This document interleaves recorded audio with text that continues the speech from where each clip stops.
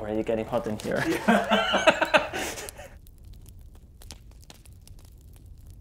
Hello everyone, I'm currently in Helsinki and today, as you can see, I'm in a sauna. Welcome to the Steam Security Talks, and with me is Mikko. Hello Mikko, how are you? I'm doing great, how are you? I'm fine, thank you. I'm not often in the sauna. What about you? Are you? I'm a Finn, of course I'm often in a sauna. Every office has a sauna in Finland, every home has a sauna in Finland, so it's part of our culture. Okay, then let's start with the first question. Which threat actor groups do you consider the most underestimated today and why? I probably would label FunkSec as an underestimated group right now. It's a fairly new group. It's quite different from the traditional groups like Clop or Akira or Play or Black Pasta or Lockbit. Most of the established groups have been around for many years and they're very professional in their operations. They're very well understood. FunkSec is a new group. They're not from Russia, at least not all of the members are from Russia. We believe at least some of them are from Africa, which is a change. And they seem to be using generative AI in their attacks in different ways, both in actually writing the ransomware that they deploy, but also in running the actual campaign. And the difference there is that if you have humans operating the campaign and reacting to what security companies do, there's a delay because humans are slow. When you have automated everything, they can react much faster. So for example, when security companies blacklist the domain name or the IP address for a server they use, they automatically react, and they can react almost immediately because it's done by machines instead of humans. And that's something we've been waiting for, and now it seems to be coming real.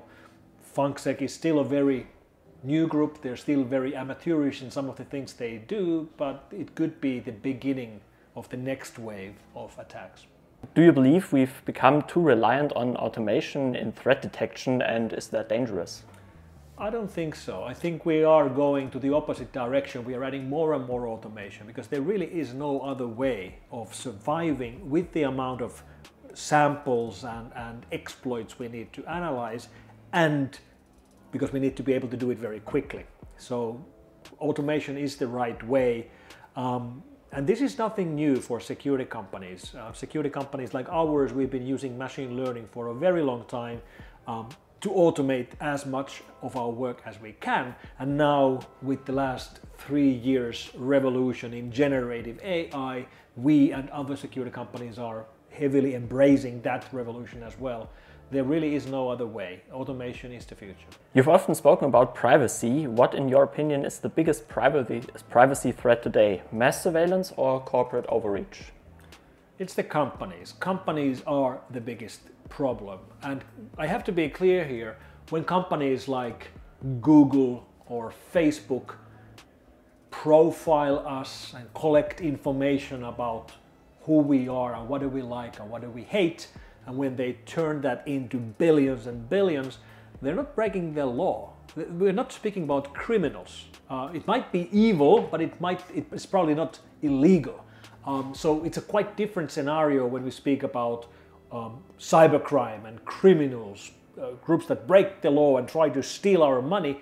And then when we speak about vendors that break our privacy to make our money. They go to great lengths to try to make sure they're not breaking any rules and regulations, because if they, for example, break GDPR, then they have to pay big fines, and they don't like paying big fines. So they try to stay, of course, on the right side of the law. They're not trying to break the law, and that's a very different scenario. But that is the biggest threat to our privacy. It's not the criminals, it's not the governments, it's the companies, because that's where the big money is. Google or Alphabet, it's not a technology company, it's an ad agency. It's the biggest ad agency on the planet. And if you look where their money is coming from, it's coming from ads. They are not selling our information to advertisers, they are just allowing advertisers to show their ads to us. And newcomers like TikTok are becoming even better in quickly profiling and figuring out who do we are, what do we like, what do we hate, and then turning that into a lot of money. Do you think generative AI and generative AI applications, just like ChatGPT, have accelerated this? I think they have. There's an added angle here, which is that generative AI, as the name says, it's a generator. It generates the kind of content you feed into it. So if you have a large language model, you feed in text and it generates text. If you have a music generator, you feed in music. If you have a movie generator, you feed in movies. So it's crucial for the frontier generative AI companies to have content that they can feed into their systems so they can teach the systems. So profiling the users and collecting data from the users is more important than ever, because not only they turn it into money with ads, they also recycle the same data to teach future models. And this combination means that data is more valuable than ever before. It's one of the reasons why I believe, for example, Facebook or Meta has been investing so much money into virtual reality technologies. I believe the real underlying reason why they invest billions into building virtual glasses is to get more information about you. You see, when the glasses are on your face, they see your eye and your pupil will enlarge or become narrower based on how you feel, how you think. So when you see something in virtual reality and you are scared or you hate it or you love it, Facebook will know. And that's money which can be instantly, that's information which can be instantly turned into money through advertisers and through teaching future AI models. You've spoken on stages all over the world, and what message do you most want audiences to walk away with? That's a great question, because quite often people are worried and scared about the things I tell them. When I show how organized crime groups work, when I show how they make their money, when I show how easy it is to hack into systems, the end result often is that people worry more and they might even, direct themselves away from technology. And that's not what I'm trying to do. I always emphasize that technology is bringing us more upsides than downsides. After working 34 years hunting hackers and seeing the worst downsides that criminals can do in the online world, I am still an optimist. I am an optimist, I remain an optimist. The last thing I want to do is to scare people away from technology, because technology is the future and nothing changes our world faster and in more profound ways than technology revolutions. And that's the thing I always emphasize to students, because I speak a lot in universities. I always tell the younger people that if you want to change the world, the best way to do it is through technology, because technology changes the world. How should democratic societies deal with vulnerabilities discovered by intelligence agencies? What's your opinion about that? Vulnerabilities are a dual-use technology. They can be used in different ways, including offensive use. And this is a very tricky question. I don't have the definite answer, but it is important to understand what we're talking about here. So imagine that an intelligence agency finds a vulnerability from, let's say, Windows. They find a vulnerability which can be used to hack into anybody's computer if they run Windows. Now, that intelligence agency's mission is to protect the people of their country. And if they find a vulnerability like this, there's two choices they can make. Choice number one, report the vulnerability to Microsoft, so Microsoft can fix it, which means everybody's more safe. If a criminal or an attacker finds the same vulnerability, it's going to be patched and people are more safe. The intelligence agency accomplishes their mission, making people of their country more safe by reporting it to Microsoft. That's option number two. That's option number one, but option number two would be that they would not report it to Microsoft. Instead, they would weaponize this particular vulnerability, write an exploit for it, and then use that as a way in to the computers of the people who are trying to hurt the people in your country. Like foreign intelligence agencies, foreign militaries, terrorists, criminals. So these two choices are both valid choices. Both are legal. You can make the argument that both are ethical because both benefit the people of the country. And I'm not making any claims that choosing option number one would be a better choice than choosing option number two. But what I do claim is that if you choose option number 2, if you are not reporting the vulnerability to the vendor, then you have to be goddamn sure that you're not losing that vulnerability. So if you actually use that in attacks to target bad people, you have to be sure it doesn't leak. You have to be sure it doesn't end up in the hands of the enemies of your people, because then you've done exactly the opposite of what you're supposed to do. You've made the people in your country less safe, not more safe. So let's imagine a situation where an intelligence agency buys a security vulnerability and exploit from some dubious person, some shady person. Do you think that's the way to go? Because this person could leak the vulnerability or sell the vulnerability to multiple security agencies. What's your opinion about that? There is a market. There is an underground market for vulnerabilities, and it's legal to buy and sell vulnerabilities. There's some restrictions on rules and regulations around it, but this is not legal. This is not illegal. It's something that people do and make a living with. I wouldn't want to do it myself, but people do that, and there's companies that do that. It is a situation that governments might be forced into, because exploits and vulnerabilities don't last forever. They are discovered and fixed, or the system changes, or there's a new version of the operating system or the software that you're targeting which is no longer vulnerable, even though they didn't find the vulnerability, they just changed things that it doesn't work anymore. Which means if you want to have credible offensive capability, you have to have a constant supply of vulnerabilities. And most countries and governments cannot do that by themselves, so they end up buying them from outsiders. Not typically, lone hackers, but more from companies that specialize in providing a supply of vulnerabilities, and they might be buying them from then individual hackers. So it is a business, and we should look at it as a business. And like any business, if we don't like what's happening inside that business area, we can have rules and regulations around it. What are your thoughts on the cybersecurity implications of post-quantum cryptography? We should be already busy as hell changing our quantum weak algorithms into quantum safe algorithms. Quantum computers are coming. It's going to be a reality. I don't know when, but it's going to happen. Just like generative AI was coming for years and years, now it's here.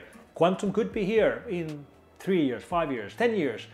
Even if it would take 10 years, we are already late in changing all the algorithms that can be broken by quantum computers. And the discussion around quantum computers always goes into that they can break encryption. Of course they can, but they can do so much more. There's actually good things quantum computers can do as well. It's not just downsides. The reason why companies are building quantum computers is that we can, for example, analyze DNA structures much better. And we can teach generative AI systems much more efficiently. But the downside is that very big part of the encryption algorithms we use today will also be broken. Now, we already have quantum safe algorithms. They already exist. We just have to implement them. And that's a bigger challenge than people realize, because we don't just have to update every browser. We have to update every watch, every car, every television. These weak algorithms are everywhere. But we also already have places where we have quantum safe encryption in use. Maybe the prime example would be iPhone iMessage. Every time you send a text message from one iPhone to another iPhone, it's encrypted with quantum safe algorithm, which we believe can never be cracked by quantum computers.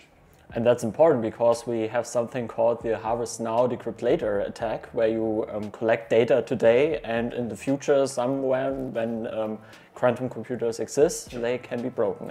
And I have a good example on what that means in practice.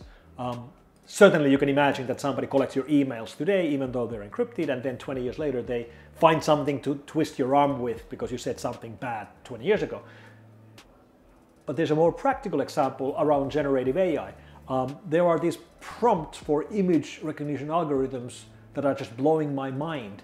You take a photo from anywhere on the planet and you send it to one of these Gen AI systems, and it will tell you with a very high accuracy where the photo was taken from. They look at vegetation, they look at forests, they look at sky, they look at stars if it's taken during night, and they are very, very accurate figuring out where the photo is taken. I've tried this many times myself, and I'm scared how well it can pinpoint your location. And the problem here is not what's happening now. The problem is what you did 10 years ago. So 10 years ago, you took a photo from your home, from your yard, and put it on Facebook. And you're still living in the same place. You haven't told anyone where you live, but today, with today's algorithm, somebody can figure out where that photo that you posted 10 years ago was taken. So that's the same thing. Things that we did in the past can come back to haunt us. No, it's a very good example. I'm sorry about it. This is what I mean when I say that people are worried and scared about the things they learn. He will never again post a photo online. No, never. YouTube channel's closed tomorrow. Right. If you could give your younger self one piece of advice at the start of your cybersecurity journey, what would it be? Oh, I will give a more general advice, not just cybersecurity. The advice I would give myself if I would be 20 years old, that I would give to anybody who's 20 years old. Decide what you want to do. Decide where you want to be. Have a goal or multiple goals. Don't just drift through your life, ending up in a place that someone else pointed you to or pushed you to. Decide what you want to do, and then you have a target that you're working towards. You must have goals. And then when you have goals, even if you're not actively thinking about them and actively working towards them, we instinctively work towards them. And that's the way you will reach your goals. And then when you reach the goal, you set up new goals and you aim higher. Don't drift through your life. Decide where you want to be in the future and then work towards it. Mikko, thank you for the interview, and I guess now it's time to turn on the sauna. That's what we'll do. Thank you. Yeah. Thank you. So, back again at Steam and Security, and with me is Antti Koskela. I hope I pronounced the name correctly. Absolutely. Oh, perfect. Sounds like you've been to Finland before. Maybe. Yeah, you are the CEO of WithSecure, and the first question I always ask is, how are you? I'm very good. I'm really pleased that we have most of our partners and interested people building European cybersecurity together with here at the Sphere event in Finland. So we have more than close to 400 people here coming all over the world. What do you see as WithSecure's unique values proposition in today's crowded cybersecurity market? So we are doing AI-driven playbook, especially for Europe's mid-sized companies that is driven by automation. And we work with partners who are reaching to this underserved segment that is often overlooked. Many vendors serve large enterprises who build own SOCs, but this SMB segment, they need a good cybersecurity that is automated, and just having an antivirus is not enough. All my followers and my students know that, so it's good you know that too, and you deliver it to your customers. What are the most significant threat trends you're seeing right now across your client base?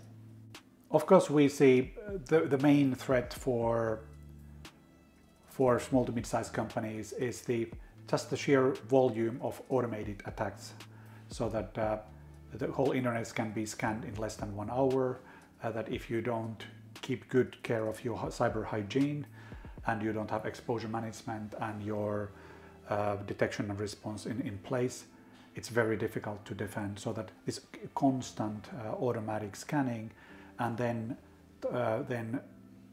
industrial groups then doing attacks. So the ransomware is the key still. But more and more I start to see advanced scamming, and especially coming with the use of AI. And I even told in one other event when I was doing a keynote that you can now check with ChatGPT how to write email in my style.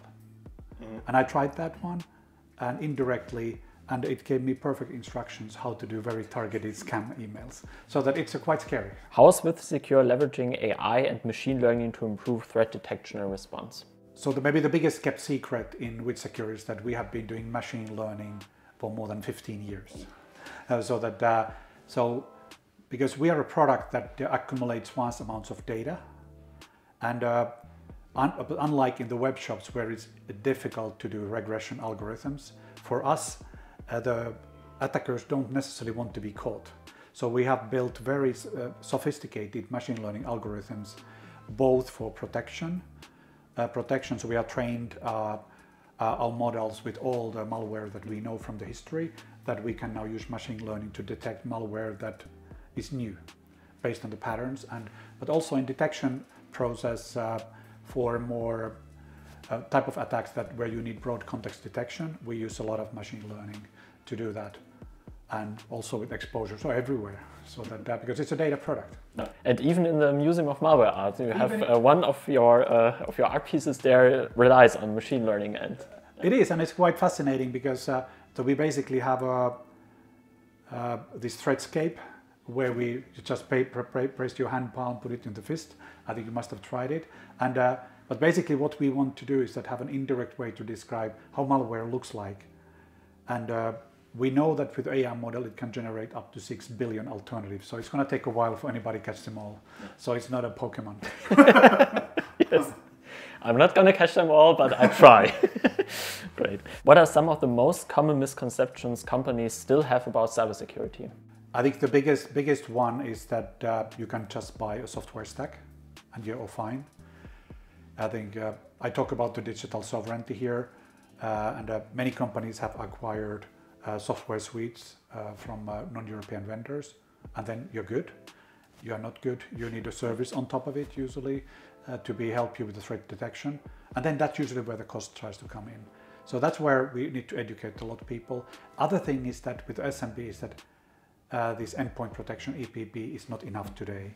So and they don't believe that they are being attacked. But when we show, for instance, the log bit scroll page, I said how many small to mid-sized companies are there? This kind of charge drop, and then they start thinking, maybe I know this worse than you do, and then we have a conversation.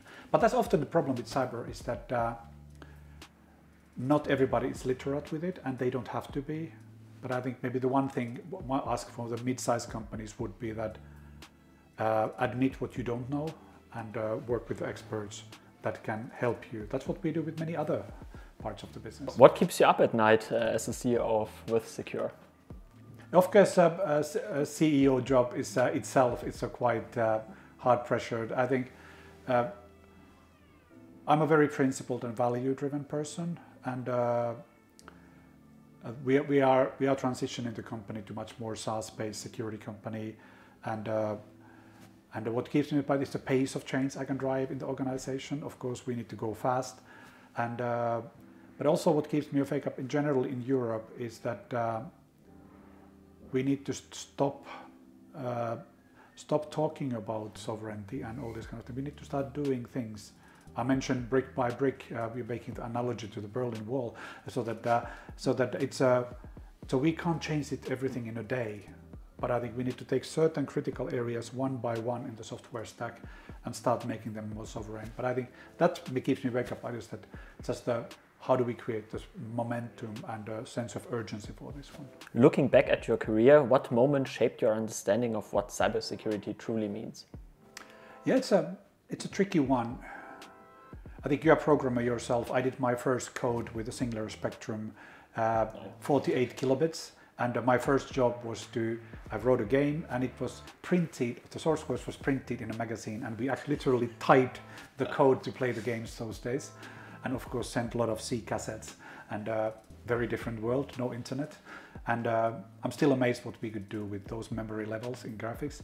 But I think in cyber, I have been few that I've been working a lot with the building these kind of public security networks, like by using Tetra standard, is that how do you build a nationwide security system from a government point of view? So I think that shaped me quite a lot, is that get a different perspective, how a policy and government looks at it.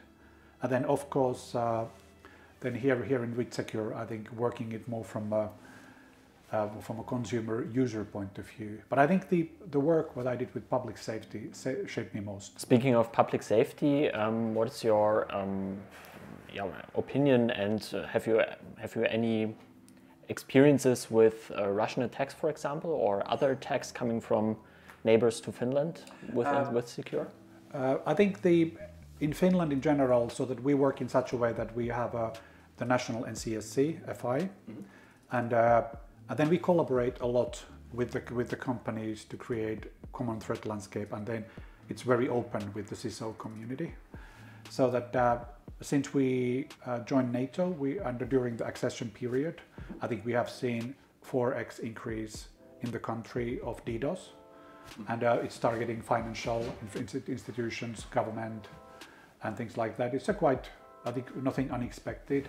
And then, but what I've recently been talking with colleagues in other countries is that what we should be thinking about in the national level is that we need to take good care of our social media accounts and their security. Because what I've understood is that there's a consistent espionage to do information threat gathering on the social media accounts, and the data gets stolen. It's not used for anything malicious for you, but that is used as a training data for AI models to send very, very targeted. So Florian, so we met here in Sphere, here's the picture from the Sauna, click. And so that type of things. And that I see becoming more and more common. So that scam is getting a big problem. But I think the espionage is now more what's happening behind. The attacks are now brute force because especially the APT groups from Russia, they are not hiding their intent, so that it's clear it's a DDoS and some direct attacks. Of course, Finland, as a NATO country, we are not getting direct DDoS attacks, kind of direct malicious attacks like Ukraine is getting. But I think it's on the borderline what's tolerated. Yeah, it definitely is. I'm currently teaching cyber espionage at a university in Germany. Did you see the same? I see it completely the same, and we have talked about we've talked about influence operations, where especially just seemingly harmless information posted on social media is used to both train AI models and to influence the public opinion about things. And that's what I talk in my speech. I think you probably, if you heard it, is that because a lot of this social media talk and that it's used as a training model to influence public opinion, especially during elections. And it did happen in Germany, it did happen in Romania, and it was very visible. If you could change one thing about how the world approaches digital security, what would it be? One thing. Everybody should take good care of their cyber hygiene. Basic IT hygiene. Kiitos, Antti. Thank you very much for the talk, and see you next time in the future, maybe. Yeah, thank you so much.